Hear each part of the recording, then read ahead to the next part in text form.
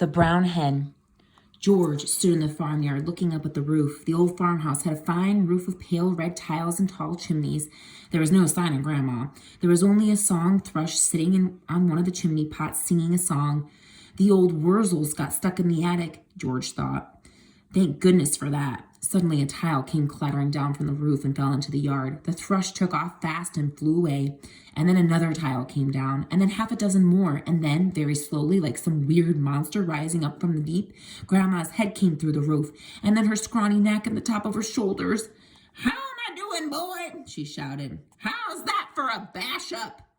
"Don't you think you'd better stop now, Grandma?"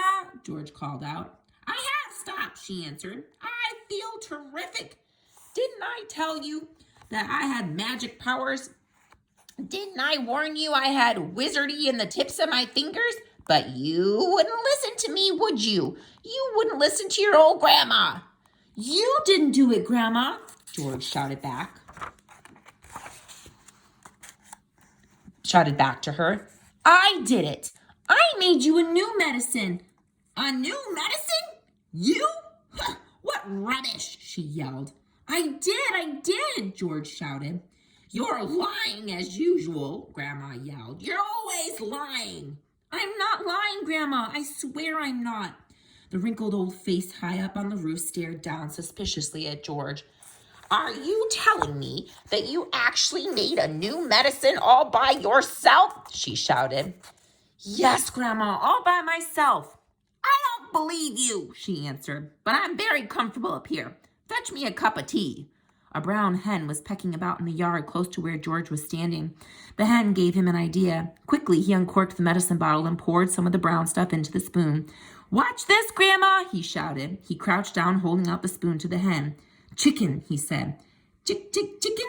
Come here. Have some of this." Chickens are stupid birds and very greedy. They think everything is food. This one thought the spoon was full of corn. It hopped over, it put its head on one side and looked at the spoon.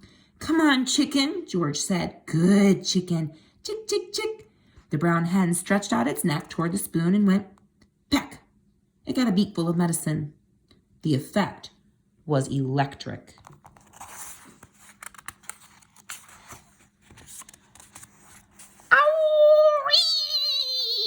Shrieked the hen, and it shot straight up into the air like a rocket. It went as high as the house, and then down it came again into the yard. Splosh!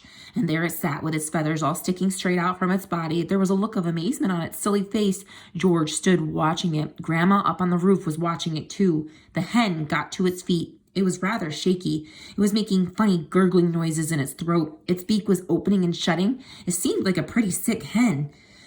"You've done it in, you stupid boy," Grandma shouted. "That hen's going to die. Your father will be after you now. He'll give you socks and serve you right." All of a sudden, black smoke started pouring out of the hen's beak. "It's on fire," Grandma yelled. "The hen's on fire." George ran to the water trough to get a bucket of water.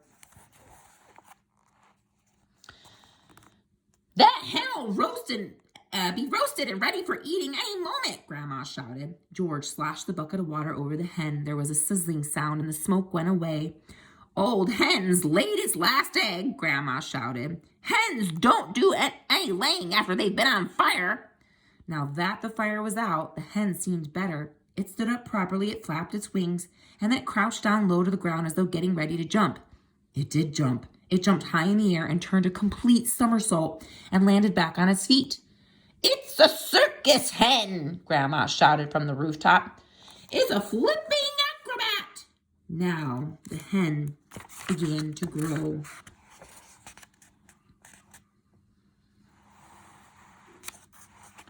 George had been waiting for this to happen. "It's growing," he yelled. "It's growing, Grandma. Look, it's growing." Bigger and bigger. Taller and taller it grew. Soon the hen was 4 or 5 times its normal size. "Can you see it, Grandma?" George shouted. "I can see it, boy," the old woman shouted back. "I'm watching it." George was hopping about from one foot to the other with excitement, pointing at the enormous hen and shouting, "It's had the magic medicine, Grandma, and it's growing just like you did." But there was a difference between the way the hen was growing and the way Grandma grew. When Grandma grew taller and taller, she got thinner and thinner. The hen didn't. It stayed nice and plump all along. Soon it was taller than George, but it didn't stop there. It went right on growing until it was about as big as a horse, and then it stopped. "Doesn't it look marvelous, Grandma?" George shouted. "It's not as tall as me," Grandma sang out. "Compared with me, that hen is titchy small. I am the tallest of them all."